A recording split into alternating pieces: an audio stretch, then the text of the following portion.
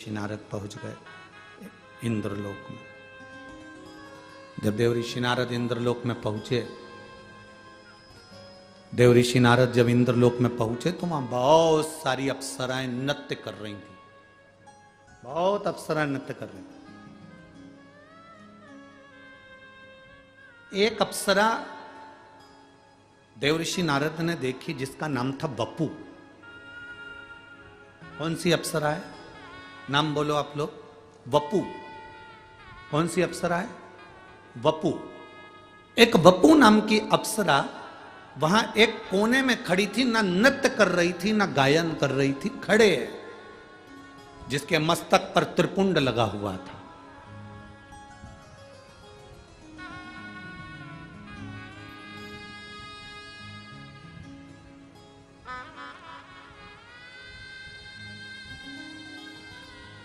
चालीस गांव की कथा में आपको कहा था,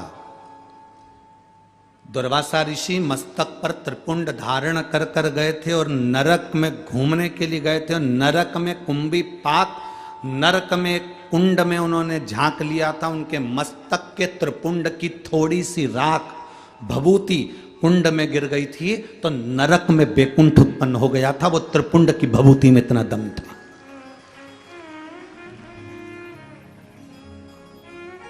शिवजी पे चढ़ी हुई भभूत में इतना दम था।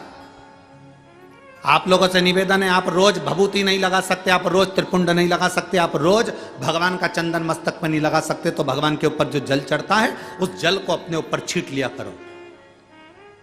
24 घंटे एनर्जी रहेगी, 24 घंटे बल।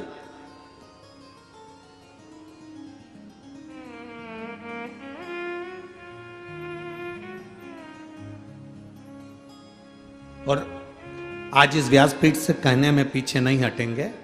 हम तो इतना जरूर कहेंगे, अगर कोई व्यक्ति बीमार है, हॉस्पिटल लेकर जा रहे हो, लग रहा है कि इसको बड़ी बीमारी की आशंका है, इसका किडनी लीवर डैमेज हो चुका है, इसको कहीं कैंसर जैसा रोग दिख रहा है, इसके शरीर में कोई ना कोई बड़ी बीमारी डॉक्टर बोल सकता है, तुम्हें लग रहा है कि घबराहट हो रही है, भय लग रहा है कि मैं डॉक्टर को दिखाने नागपुर जा रही हूँ, मैं डॉक्टर को दिखाने के लिए चंद्रपुर जा रही हूँ, मैं डॉक्टर को दिखाने के लिए यवतमाल जा रही हूँ, मैं डॉक्टर को दिखाने के लिए यहाँ जा रही हूँ, और तुम्हें लग रहा है कि कहीं कोई बड़ी बीमारी ना आए, तो हमारा निवेदन है, सबसे पहला काम करना, हॉस्पिटल डॉक्टर को दिखाने से पहले शंकर के मंदिर में जाना, एक लोटा जल समर्पित कर कर आचमन करना, एक बेलपत्री उठाना, तुम खाओ तो ठीक, ना खाओ तो ठीक, उसको पर्स में डालना या जेब में रखना और उसको लेकर हॉस्पिटल तक जाना और कुंदकेश्वर महादेव का नाम लेकर जाना। कभी बड़ी बीमारी नहीं निकल सकती।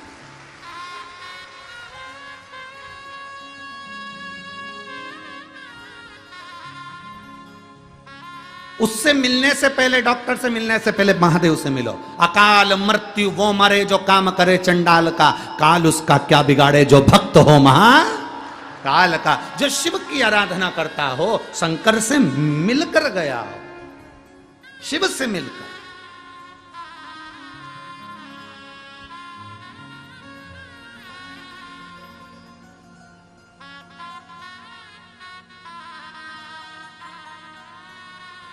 बहुत बड़े डॉक्टर को फाइल दिखा दी, फिर छोटे छोटे डॉक्टरों से जाकर कह दो, हम बड़े डॉक्टर मुंबई गए थे, वहां ये डॉक्टर को दिखाकर, बड़े हॉस्पिटल का नाम ले दो, हमने वहां दिखाया।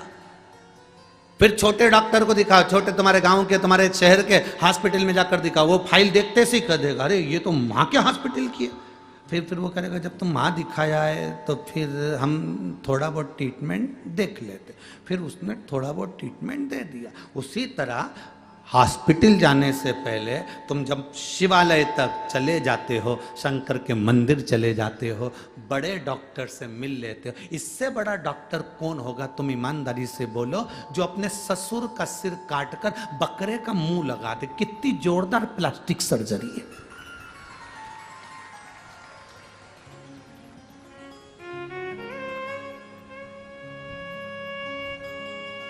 एक लड़के ने लिखकर भेजा, गुरुजी ये बताओ कि गणेश जी का सिर कटा तो शंकर भगवान ने गणेश जी का ही सिर क्यों नहीं जोड़ दिया वापिस, हाथी का सिर क्यों जोड़ा?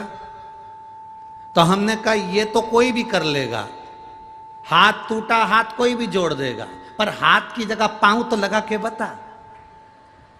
तब मालूम पड़ेगा कि सही सर्जरी हुई कि नहीं हुई।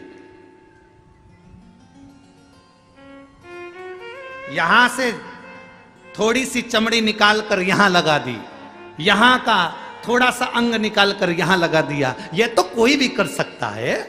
सिर कटा वही की वही सिर तो कोई भी जोड़ सकता है, पर दिक्कत जहां लोगों को लगती है, लोग कहते हैं सनातन धर्म पर उंगली उठाते उठाते तुम्हारे भगवान ने सिर काटा था, वही की वही सिर क्यों नहीं जोड़ दिया, हाथी का सिर क्यों लगाया। हमारा कहने का मतलब केवल इतना सा है, किसी मनुष्य के शरीर पर हाथी का मुंह जोड़कर अब समझे कि प्लास्टिक सर्जरी इसको कहते हैं, और वो भी जिंदा।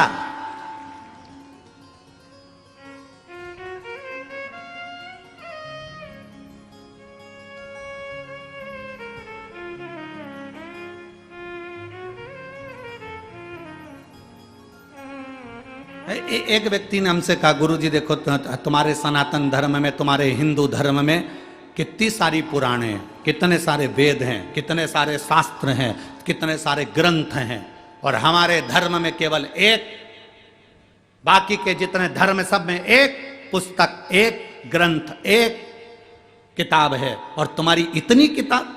हमने उनसे कहा हम पूरी लाइब्रेरी लेकर चलते हैं, क्योंकि हम सनातन हिंदू हैं। पूरी लाइब्रेरी लेकर चलते हैं, साथ में होना चाहिए, लाइब्रेरी हमारी है।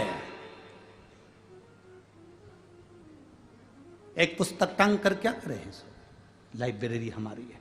हम विष्णु पुराण भी पढ़ते हैं, हम गर्ग संहिता भी पढ़ते हैं, तो हम सब कुछ पढ़ते हैं, कोई चीज नहीं छोड़ते, कोई चीज क्या छोड़े। तुम्हारे हाथ में किसी संत की पुस्तक आ जाए तो उसको भी पढ़ो, किसी वेद पुराण शास्त्र ग्रंथ जो आया उसका अध्ययन होना चाहिए, उसका अध्ययन हो।